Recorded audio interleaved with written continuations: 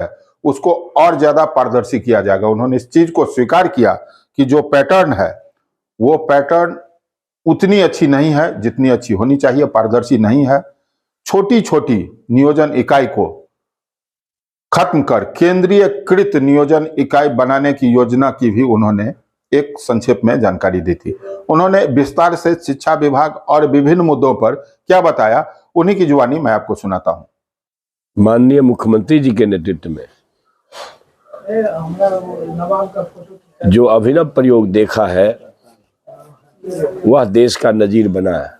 यह सत्य है कि पोशाक राशि योजना, प्रोत्साहन राशि योजना, साइकिल योजना आदि आदि और कई तरह की योजनाएं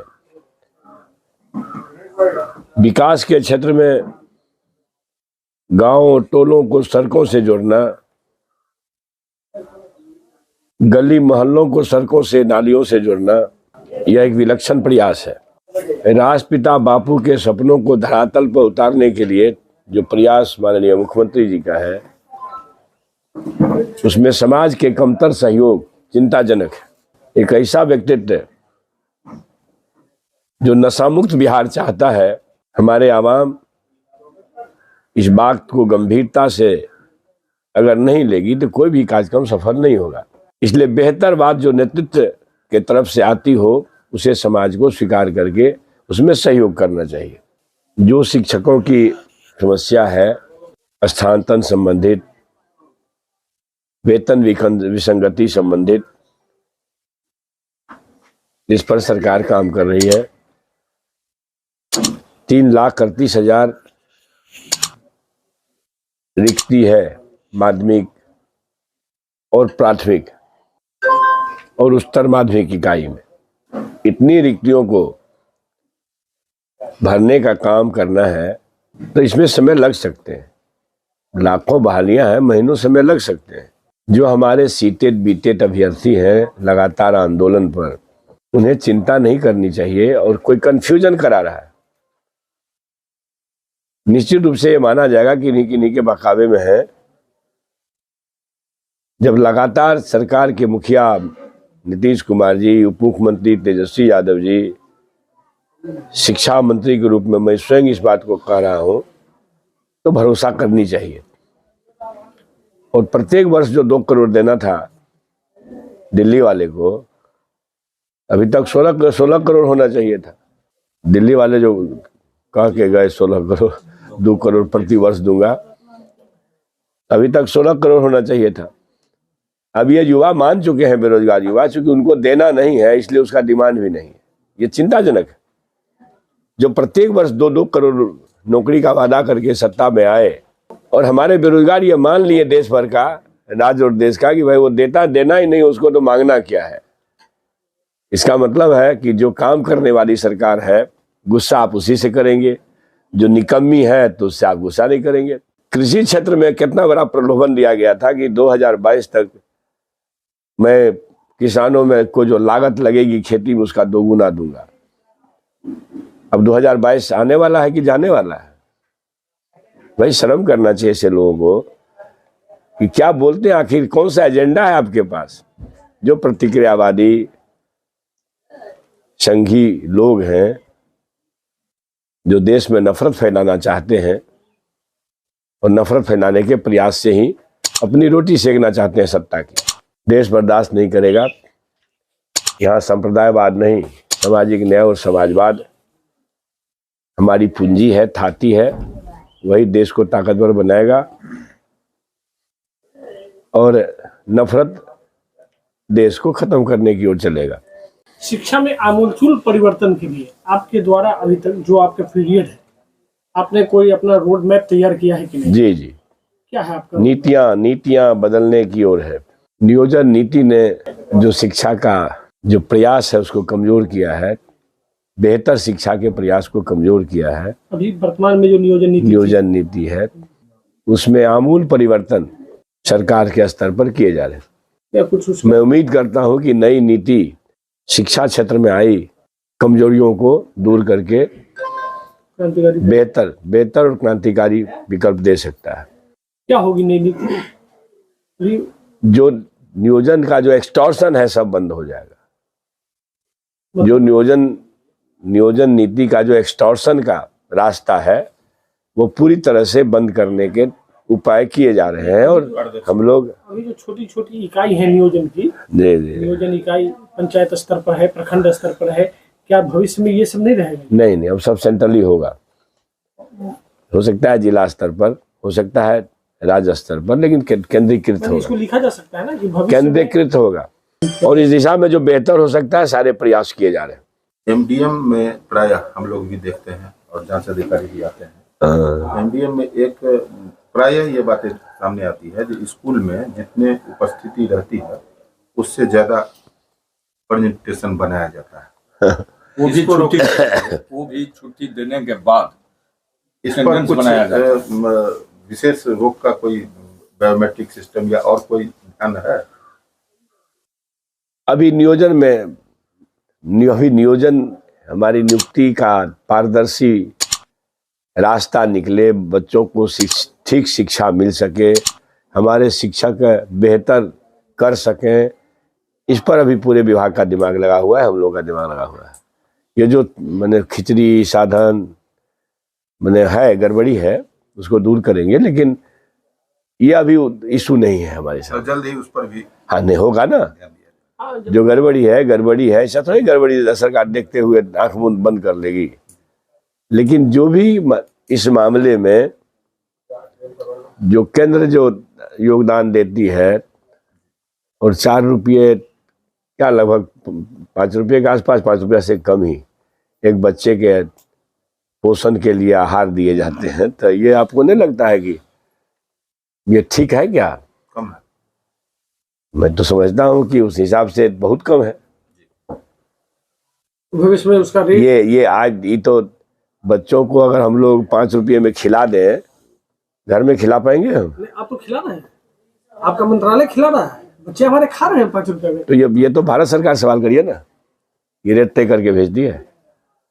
ये तो दिल्ली वाले से आप अपनी ओर से दिल्ली आप अपनी ओर से राज्यांश का हिस्सा बढ़ा वो ठीक है, वो ठीक है, लेकिन ये कह रहा हूँ कि चूंकि ये राशि भारत सरकार से आती है और आती है तो इस रूप में आती है, तो ये दिल्ली वाले को भी से भी सवाल करनी चाहिए आप लोगों को। तो आपका भी अनुरोध पत्र जाना चाहिए था ये शिक्षा मंत्री की। नहीं, वो जाती है, हम खिलाने में वो जाती है विभाग के स्तर पर, ये रिक्वेस्ट जाता है। सर, उच्च शिक्षा में जो वित्त रहित पहले कहे जाते थे, जो वित्त पोषित या अभी अनुदानित है, वो बहुत पिछड़ा चल रहा है। सर्कस ज्ञान की ओर जाने के लिए लोग ज्यादा इच्छुक हैं, इसीलिए कि आप भी नहीं। वित्त रहित, देखिए वित्त रहित का तो कंसेप्ट बंद करके माननीय मुख्यमंत्री जी ने अनुदान नीति लाया कर दिया। और ये एक विकल्प बेरोजगारों के सामने जो पूर्णतः आपाधापी की स्थिति थी, अंधकार की स्थिति थी, उसके एक रास्ते खुले। लेकिन अनुदान में विलंब के जो कारण है वो सब कारण को ढूंढा जा रहा है, पता भी है। और उसमें जो संस्थान के द्वारा, या विश्वविद्यालय हो, महाविद्यालय हो, अब ये हमारे महाविद्यालय जो प्राइवेट चलते हैं निजी, अब लोग उसको निजी संपत्ति बना के चलते हैं। इसके लिए विकल्प के तौर पर हम लोग क्या बेहतर कर सकते हैं, इसका प्रयास करेंगे कि भाई अनुदान सरकार को उच्चतर शिक्षा के संबंध में अनुदान से लेकर के वेतन तक के संबंध में राशि की कमी नहीं है, लेकिन ये तो यूटिलाइजेशन सर्टिफिकेट जाना रहता है ना, उपयोगिता प्रमाण पत्र, ये कॉलेज का स्तर से गड़बड़ी होती है। प्रिंसिपल्स, बर्सर, प्राइवेट कॉलेज में सेक्रेटरी, तो उसको कैसे हम लगाम लगा सकें, इसके लिए भी नीति बनाई जा रही है कि कम से कम कोई कार्रवाई का विकल्प हो और ऐसे लोगों को चिन्हित करके जो फैक्टर लोग हैं, खास करके